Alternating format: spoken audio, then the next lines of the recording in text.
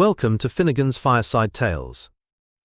Today we will be reading The Well by W. Jacobs. Part 1.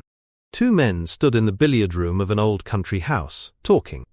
Play, which had been of a half-hearted nature, was over, and they sat at the open window, looking out over the park stretching away beneath them, conversing idly. "Your time's nearly up, Jem," said one at length. "This time 6 weeks you'll be yawning out the honeymoon and cursing the woman, who invented them." Jem Benson stretched his long limbs in the chair and grunted in dissent. "I've never understood it," continued Wilfred Carr, yawning. "It's not in my line at all. I never had enough money for my own wants, let alone for two. Perhaps if I were as rich as you or Crossus I might regard it differently." There was just sufficient meaning in the latter part of the remark for his cousin to forbear to reply to it. He continued to gaze out of the window and to smoke slowly. "Not being as rich as Croesus or you," resumed Carr, regarding him from beneath lowered lids, "I paddle my own canoe down the stream of time, and, tying it to my friends' doorposts, go in to eat their dinners." "Quite Venetian," said Jem Benson, still looking out of the window. "It's not a bad thing for you, Wilfred, that you have the doorposts and dinners, and friends." Carr grunted in his turn. "Seriously though, Jem," he said slowly, "you're a lucky fellow, a very lucky fellow. If there is a better girl above ground than Olive, I should like to see her." "Yes," said the other quietly. "She's such an exceptional girl," continued Carr, staring out of the window. "She's so good and gentle. She thinks you are a bundle of all the virtues." He laughed frankly and joyously, but the other man did not join him. "Strong sense of right and wrong, though," continued Carr, musingly. "Do you know, I believe that if she found out that you were not—" "Not what?" demanded Benson, turning upon him fiercely. "Not what?" "Everything that you are," returned his cousin, with a grin that belied his words. "I believe she'd drop you." "Talk about something else," said Benson slowly. "Your pleasantries are not always in the best taste." Wilfred Carr rose and, taking a cue from the rack, bent over the board and practiced one or two favorite shots. "The only other subject I can talk about just at present is my own financial affairs," he said slowly as he walked round the table. "Talk about something else," said Benson again bluntly. "And the two things are connected," said Carr, and dropping his cue he half sat on the table and eyed his cousin. There was a long silence. Benson pitched the end of his cigar out of the window and, leaning back, closed his eyes. "Do you follow me?" inquired Carr at length. Benson opened his eyes and nodded at the window. "Do you want to follow my cigar?" he demanded. "I should prefer to depart by the usual way for your sake," returned the other, unabashed. "If I left by the window all sorts of questions would be asked, and you know what a talkative chap I am." "So long as you don't talk about my affairs," returned the other, restraining himself by an obvious effort. "You can talk yourself hoarse." "I'm in a mess," said Carr slowly, "a devil of a mess. If I don't raise 1,500 by this day fortnight, I may be getting my board and lodging free." "Would that be any change?" questioned Benson. "The quality would," retorted the other. "The address also would not be good. Seriously, Jem, will you let me have the 1,500? "No," said the other simply. Carr went white. "It's to save me from ruin," he said thickly. "I've helped you till I'm tired," said Benson, turning and regarding him. "And it is all to no good. If you've got into a mess, get out of it. You should not be so fond of giving autographs away." "It's foolish, I admit," said Carr deliberately. "I won't do so any more. By the way, I've got some to sell. You needn't sneer. They're not my own." "Whose are they?" inquired the other. "Yours." Benson got up from his chair and crossed over to him. "What is this?" he asked quietly. "Blackmail?" "Call it what you like," said Carr. "I've got some letters for sale, price 1,500, and I know a man who would buy them at that price for the mere chance of getting Olive from you. I'll give you first offer." "If you have got any letters bearing my signature, you will be good enough to give them to me," said Benson very slowly. "They're mine," said Carr lightly, "given to me by the lady you wrote them to. I must say that they are not all in the best possible taste." His cousin reached forward suddenly, and catching him by the collar of his coat pinned him down on the table. "Give me those letters," he breathed, sticking his face close to Carr's. "They're not here," said Carr, struggling. "I'm not a fool. Let me go, or I'll raise the price." The other man raised him from the table in his powerful hands, apparently with the intention of dashing his head against it. Then suddenly his hold relaxed, as an astonished-looking maidservant entered the room with letters. Carr sat up hastily. "That's how it was done," said Benson for the girl's benefit as he took the letters. "I don't wonder at the other man making him pay for it then," said Carr blandly. "You will give me those letters," said Benson suggestively as the girl left the room. "At the price I mentioned, yes," said Carr. "But so sure as I am a living man, if you lay your clumsy hands on me again, I'll double it. Now, I'll leave you for a time while you think it over." He took a cigar from the box, and lighting it carefully quitted the room. His cousin waited until the door had closed behind him, and then, turning to the window, sat there in a fit of fury as silent as it was terrible. The air was fresh and sweet from the park, heavy with the scent of new-mown grass. The fragrance of a cigar was now added to it, and glancing out he saw his cousin pacing slowly by. He rose and went to the door, and then, apparently altering his mind, he returned to the window and watched the figure of his cousin as it moved slowly away into the moonlight. Then he rose again, and for a long time, the room was empty. It was empty when Mrs. Benson came in some time later to say good-night to her son on her way to bed. She walked slowly round the table and pausing at the window gazed from it in idle thought, until she saw the figure of her son advancing with rapid strides toward the house. He looked up at the window. "Good night," said she. "Good night," said Benson in a deep voice. "Where is Wilfred?" "Oh, he has gone," said Benson. "Gone?" "We had a few words. He was wanting money again, and I gave him a piece of my mind. I don't think we shall see him again." "Poor Wilfred," sighed Mrs. Benson. "He is always in trouble of some sort. I hope that you were not too hard upon him." "No more than he deserved," said her son sternly. "Good night." Part 2. The well, which had long ago fallen into disuse, was almost hidden by the thick tangle of undergrowth which ran riot at that corner of the old park. It was partly covered by the shrunken half of a lid, above which a rusty windlass creaked in company with the music of the pines when the wind blew strongly. The full light of the sun never reached it, and the ground surrounding it was moist and green, when other parts of the park were gaping with the heat. Two people walking slowly round the park in the fragrant stillness of a summer evening strayed in the direction of the well. "No use going through this wilderness, Olive," said Benson, pausing on the outskirts of the pines and eyeing with some disfavor the gloom beyond. "Best part of the park," said the girl briskly. "You know it's my favorite spot." "I know you're very fond of sitting on the coping," said the man slowly, "and I wish you wouldn't. One day you will lean back too far and fall in." "And make the acquaintance of truth," said Olive lightly. "Come along." She ran from him and was lost in the shadow of the pines, the bracken crackling beneath her feet as she ran. Her companion followed slowly, and emerging from the gloom saw her poised daintily on the edge of the well, with her feet hidden in the rank grass and nettles which surrounded it. She motioned her companion to take a seat by her side, and smiled softly as she felt a strong arm passed about her waist. "I like this place," said she, breaking a long silence.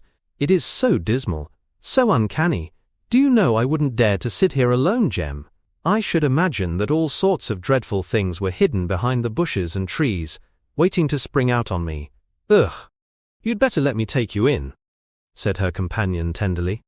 "The well isn't always wholesome, especially in the hot weather. Let's make a move." The girl gave an obstinate little shake, and settled herself more securely on her seat. "Smoke your cigar in peace," she said quietly. "I am settled here for a quiet talk. Has anything been heard of Wilfred yet?" "Nothing." "Quite a dramatic disappearance, isn't it?" she continued. "Another scrape, I suppose, and another letter for you in the same old strain. Dear Jem, help me out." Jem Benson blew a cloud of fragrant smoke into the air, and, holding his cigar between his teeth, brushed away the ash from his coat sleeves. "I wonder what he would have done without you," said the girl, pressing his arm affectionately. "Gone under long ago, I suppose. When we are married, Jem, I shall presume upon the relationship to lecture him. He is very wild, but he has his good points, poor fellow." I never saw them, said Benson with startling bitterness. God knows I never saw them. He is nobody's enemy but his own, said the girl, startled by this outburst. You don't know much about him, said the other sharply.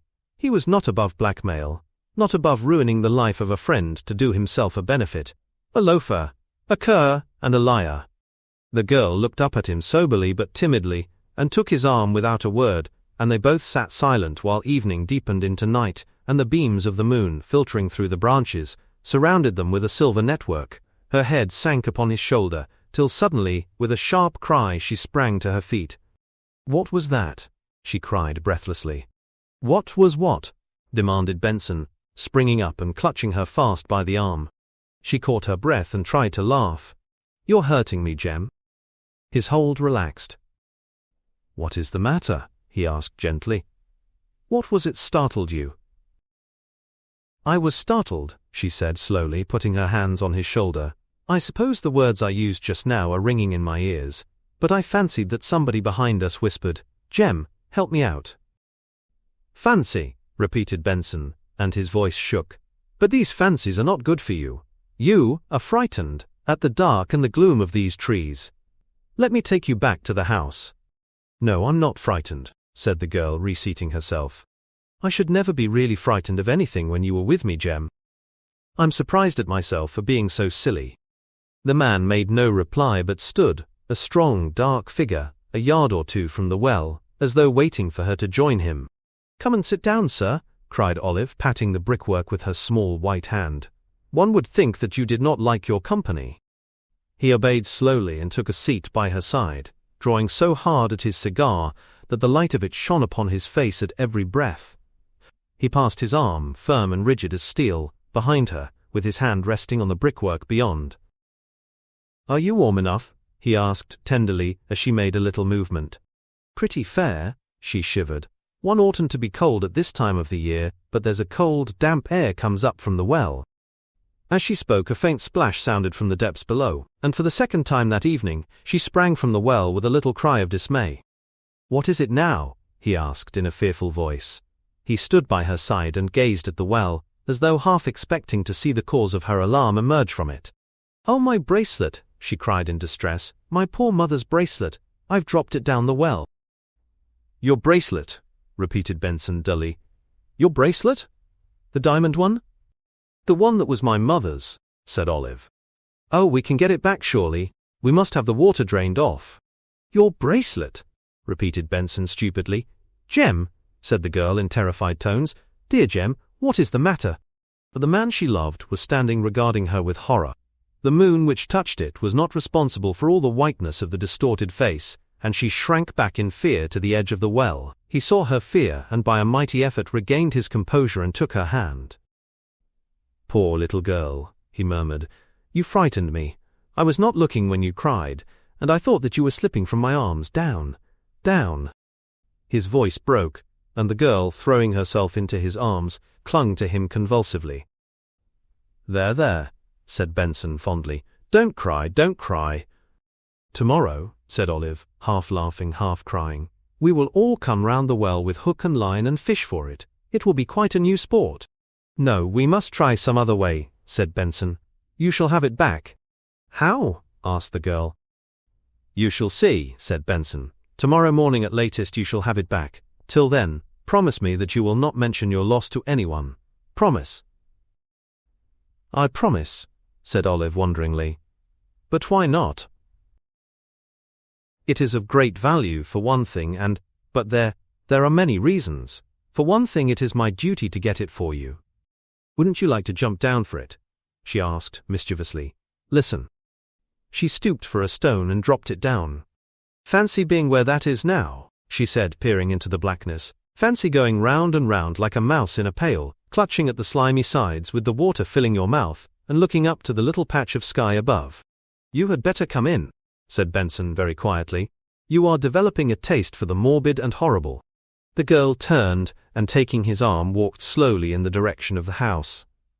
Mrs. Benson, who was sitting in the porch, rose to receive them. You shouldn't have kept her out so long, she said chidingly. Where have you been?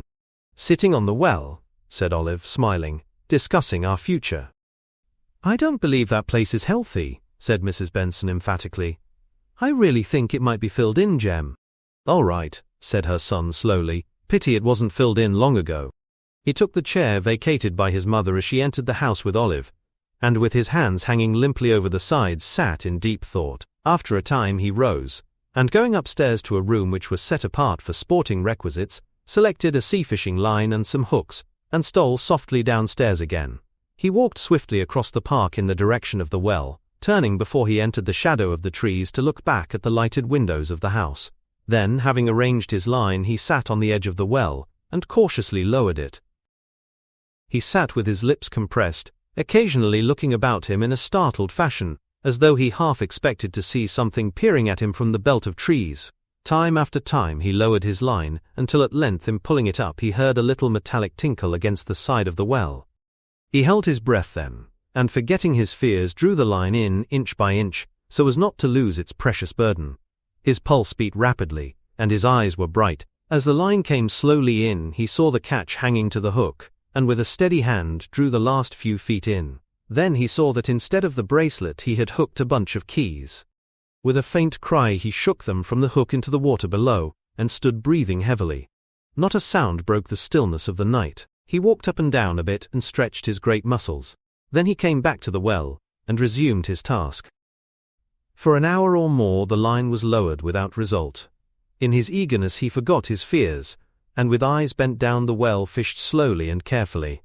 Twice the hook became entangled in something, and was with difficulty released.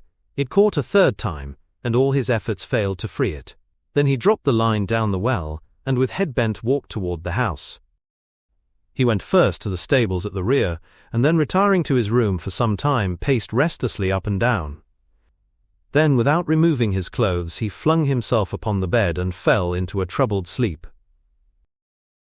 Part 3. Long before anybody else was astir, he arose and stole softly downstairs. The sunlight was stealing in at every crevice and flashing in long streaks across the darkened rooms. The dining room into which he looked struck chill and cheerless in the dark yellow light which came through the lowered blinds. He remembered that it had the same appearance when his father lay dead in the house. Now, as then, everything seemed ghastly and unreal. The very chairs standing as their occupants had left them the night before seemed to be indulging in some dark communication of ideas. Slowly and noiselessly he opened the hall door and passed into the fragrant air beyond. The sun was shining on the drenched grass and trees, and a slowly vanishing white mist rolled like smoke about the grounds. For a moment he stood, breathing deeply the sweet air of the morning, and then walked slowly in the direction of the stables. The rusty creaking of a pump handle and a spatter of water upon the red-tiled courtyard showed that somebody else was astir, and a few steps farther he beheld a brawny, sandy-haired man, gasping wildly under severe self-infliction at the pump. "Everything ready, George?" he asked quietly.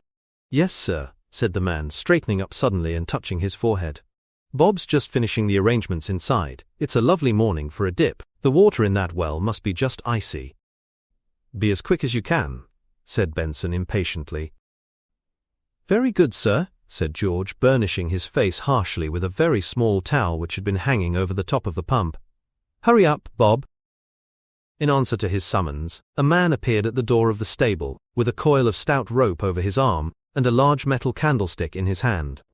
"Just to try the air, sir," said George, following his master's glance. "A well gets rather foul sometimes, but if a candle can live down it, a man can." His master nodded, and the man, hastily pulling up the neck of his shirt and thrusting his arms into his coat, followed him as he led the way slowly to the well. "Beg pardon, sir," said George, drawing up to his side, "but you are not looking over and above well this morning. If you'll let me go down, I'd enjoy the bath."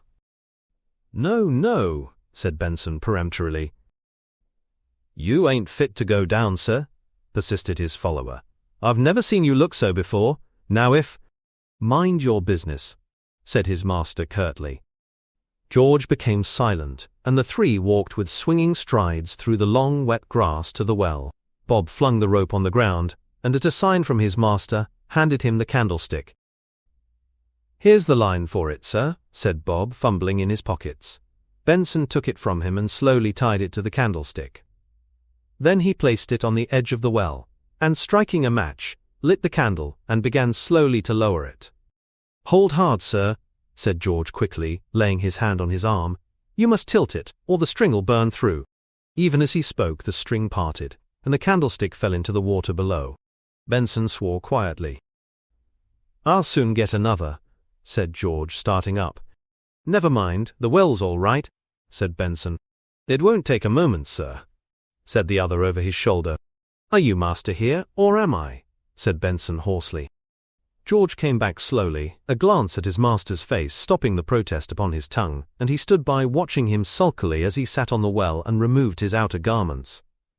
Both men watched him curiously, as having completed his preparations he stood grim and silent with his hands by his sides. "I wish you'd let me go, sir," said George, plucking up courage to address him. "You ain't fit to go. You've got a chill or something. I shouldn't wonder it's the typhoid. They've got it in the village bad." For a moment Benson looked at him angrily, then his gaze softened. "Not this time, George," he said quietly. He took the looped end of the rope and placed it under his arms, and sitting down, threw one leg over the side of the well. "How are you going about it, sir?" queried George, laying hold of the rope, and signing to Bob to do the same. "I'll call out when I reach the water," said Benson, "then pay out 3 yards more quickly so that I can get to the bottom." "Very good, sir," answered both. Their master threw the other leg over the coping and sat motionless. His back was turned toward the men as he sat with head bent, looking down the shaft. He sat for so long that George became uneasy. "All right, sir?" he inquired. "Yes," said Benson slowly. "If I tug at the rope, George, pull up at once. Lower away." The rope passed steadily through their hands until a hollow cry from the darkness below and a faint splashing warned them that he had reached the water. They gave him 3 yards more and stood with relaxed grasp and strained ears, waiting. "He's gone under," said Bob in a low voice. The other nodded, and moistening his huge palms took a firmer grip of the rope. Fully a minute passed, and the men began to exchange uneasy glances. Then a sudden tremendous jerk followed by a series of feebler ones nearly tore the rope from their grasp. "Pull!" shouted George, placing one foot on the side and hauling desperately. "Pull! Pull! He's stuck fast. He's not coming. Pull!" In response to their terrific exertions the rope came slowly in, inch by inch, until at length a violent splashing was heard, and at the same moment a scream of unutterable horror came echoing up the shaft. "What a weight he is!" panted Bob. "He's stuck fast or something. Keep still, sir. For heaven's sake, keep still." For the taut rope was being jerked violently by the struggles of the weight at the end of it. Both men with grunts and sighs hauled it in foot by foot. "All right, sir," cried George cheerfully. He had one foot against the well and was pulling manfully. The burden was nearing the top. A long pull, and a strong pull, and the face of a dead man with mud in the eyes and nostrils came peering over the edge. Behind it was the ghastly face of his master, but this he saw too late, for with a great cry he let go his hold of the rope and stepped back. The suddenness overthrew his assistant, and the rope tore through his hands. There was a frightful splash. "You fool!" stammered Bob, and ran to the well helplessly. "Run!" cried George. "Run for another line!" He bent over the coping and called eagerly down as his assistant sped back to the stables shouting wildly. His voice re-echoed down the shaft, but all else was silence.